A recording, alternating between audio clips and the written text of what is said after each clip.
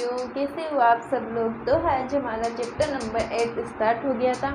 इसका part 2 complete करेंगे। मैंने पार्ट 1 में बताया था हमारा चैप्टर नंबर 8 है जीव जनन कैसे करते हैं। तो जनन के बारे में मैंने आपको पार्ट 1 में बता दिया है। उससे क्या विभिन्नता उत्पन्न होती है वही, और उसमें हमारे जनन के लिए जो संतति उत्पन्न होती है, जनन करने के बाद जो संतति उत्पन्न होती है, उसमें पीढ़ी दर पीढ़ी लक्षणों की निरंतरता को कौन बनाए रख सकता है, वो है डीएनए। डीएनए को भी मैंने उस पार्ट में समझा रखा है, और डीएनए बहुत ज़्यादा इम्पोर्टेंट टॉपिक है। तो आप पहले पार्ट 1 को देखना, फिर पार्ट 2 पे आना, ठीक है। मैंने डीएनए का पूरा मैटर बता रखा है कि डीएनए किस तरीके से हमारे लक्षणों की कॉपी करता है और संतति में ट्रांसफ़र करता है या उसमें हस्तांतरण करता है, ठीक है। तो आज हमारा टॉपिक है अलैंगिक जनन, असेक्सुअल रिप्रोडक्शन। अलैंगिक जनन क्या होता है? इसमें नर व मादा युग्मक दोनों में से एक ही भाग लेता है। मादा युग्मक के ही द्वारा नए जीव का निर्माण होता है, उसे हम अलैंगिक जनन बोलते हैं, है ना। ये एक कोशिकीय जीवों में होता है। एक कोशिकीय जीव के कौन होते हैं? जैसे अमीबा हो गया, पैरामीशियम हो गया, ईस्ट हो गए, ये हमारे एक कोशिकीय जीव है। भाई हम पहचानेंगे कैसे कि ये एक कोशिकीय जीव? ऐसे जीव जिन्हें हम आंखों के द्वारा नहीं देख सकते हैं, एक कोशिकीय जीव होते हैं, और इनमें बहुत सारी विधियां होती है, जैसे द्विखंडन हो गया, बहुविखंडन हो गया, मुकुलन, बीजाणु जनन, कायिक प्रवर्धन, पुनरुद्भवन। ये सारी प्रक्रियाएं जो जनन के लिए आवश्यक है, वो सारी अलैंगिक जनन में या एक कोशिकीय जीवाणुओं में ही पाई जाती हैं, ठीक है। तो आइए हम देखते हैं इनको किस तरीके से हम लिख सकते हैं, क्योंकि हमारे एग्ज़ाम में तो लिखना ज़रूरी होता है, इसीलिए हम इसको लिखेंगे और समझेंगे और नोट्स बनाएंगे, ठीक है। तो अपना टॉपिक है अलैंगिक जनन, पार्ट 2 है ये। पहले पार्ट 1 मैंने प्लेलिस्ट में डाल दिया है। इस प्रकार के जनन में केवल एक ही जीव संतान उत्पन्न कर सकता है, मतलब एक ही जीव यानी मादा युग्मक ही अकेली अपने समान संतान उत्पन्न कर सकती है। इस प्रकार के जनन एक कोशिकीय जीवों, कुछ प्राणियों तथा पादपों में पाया जाता है। अलैंगिक जनन की अनेक विधियां हैं, जैसे द्विखंडन, बहुविखंडन, बीजाणु जनन, मुकुलन, कायिक प्रवर्धन, पुनरुद्भवन आदि। तो हम इन सारी विधियों को एक एक करके पढ़ेंगे कि किस प्रकार की विधि में किस तरीके से इसका विभाजन हो रहा है और नई संतति का निर्माण हो रहा है। सबसे पहले अपना है विखंडन। लैंगिक जनन की वह विधि जिसमें एक जीव टुकड़ों में टूटकर नए जीवों का निर्माण करता है, विखंडन कहलाती है। इसमें क्या होता है, जो जीव होता है ना, वो टुकड़ों में टूट जाता है। जब टुकड़ों में टूट जाता है तो प्रत्येक टुकड़ा एक नए जीव का निर्माण कर लेता है। ये दो प्रकार का होता है, द्विविखंडन और बहुविखंडन। द्विविखंडन में क्या होता है, जब एक कोशिकीय जीव दो भागों में ही टूटता है तो दोनों भाग एक नए जीव का निर्माण करते हैं, और बहुविखंडन में वो एक से अधिक भागों में विभाजित हो जाता है। एक कोशिकीय जीवों जैसे अमीबा, पैरामीशियम आदि में कोशिका दो भागों में बट जाती, और दोनों भाग क्या करते हैं, प्रत्येक भाग से एक नए जीव का निर्माण होता है। इस प्रक्रिया को द्विविखंडन कहते हैं। बहुविखंडन, कुछ एक कोशिकीय जीवों जैसे अमीबा, प्लाज्मोडियम जैसे मलेरिया परजीवी में अत्यधिक ताप तथा शीत से बचने के लिए ये अपने चारों ओर एक पुट्टी बना लेते हैं। इसका केंद्रक तथा कोशिका द्रव्य अनेक बार विभाजित करके अनेक पुत्री कोशिकाएं बना लेता है, ठीक है।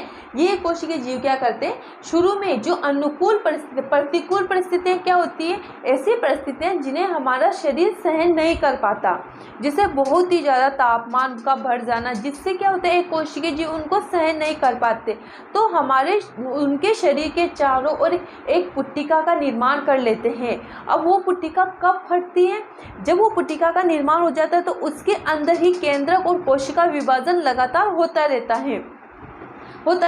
जब अनुकूल परिस्थिति आती है तो वो पुट्टिका फट जाती हैं, और उन अनुकूल परिस्थितियों में आने पर पुट्टी की भित्ति फट जाती है और उन्हें नए जीव बाहर निकल जाते हैं, और अंदर ही मतलब पुट्टिका का निर्माण हो गया, उसके अंदर ही कोशिका द्रव्य और उनका शरीर विखंडित होता रहता है और नए जीव का निर्माण करते रहते हैं।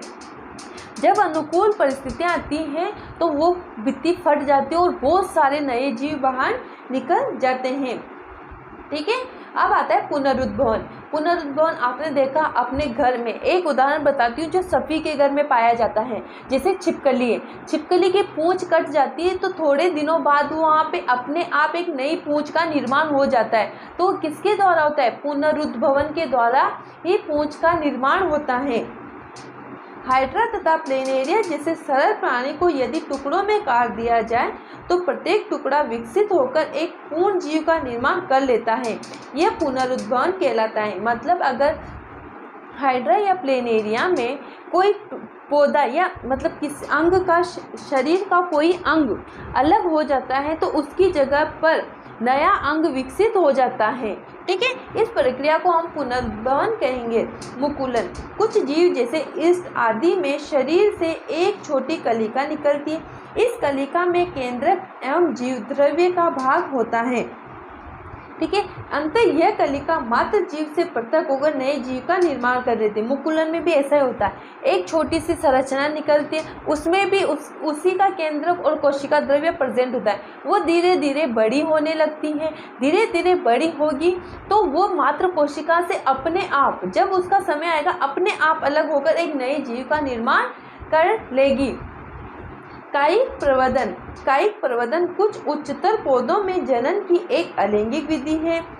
अनेक पौधों में ऐसी कायिक संरचनाएं पाई जाती हैं जो मात्र पौधे से अलग होकर नए पौधे का निर्माण कर लेती है। उदाहरण के लिए आलू के कंद, ब्रायोफिलम। आलू के कंद, आलू तो सबके घरों में होगा। जैसे बारिश के आते ही आलू की आंखें निकलने लगती हैं। जब हम जितनी आंखें हैं, अगर आलू में 10 आंखें निकल रही है और उसके 10 टुकड़े, प्रत्येक टुकड़े में एक आँख का होना जरूरी है। अगर उनको हम बो देते हैं तो उनसे बहुत सारे संतान या बहुत सारे आलूओं का निर्माण हो सकता है। बट एक टुकड़े में एक आँख का होना जरूरी है। बायोफिल्म में क्या होता है? इसकी पत्तियां होती है। इस बायोफिल्म का निर्माण किसके द्वारा होता है? पत्तियों के द्वारा होता है।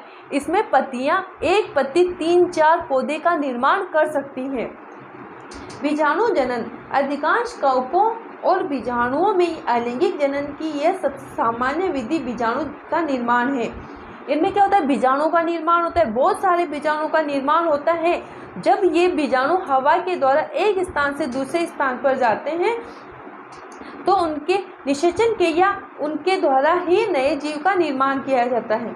कुछ एक कोशिकीय जीव जैसे अमीबा आदि में कभी कभी केंद्रक कई स्थानों से टूट जाती हैं और इसके केंद्र में स्थित क्रोमेटिन कण टूटकर अपने चारों ओर जीव द्रव्य एकत्र करके जीवाणु बनाते हैं। अनुकूल परिस्थिति में आवरण के फटने पर बीजाणु बाहर निकल आते हैं तथा अंकुरन करके नया जीव बनाते हैं। अनेक पौधे जैसे शैवाल, कवक, लाइकेन आदि में बीजाणुओं का निर्माण अनुकूल तथा प्रतिकूल दोनों मौसमों में हो सकता है। मतलब इनको प्रतिकूल परिस्थितियों से भी कोई प्रभाव नहीं पड़ता।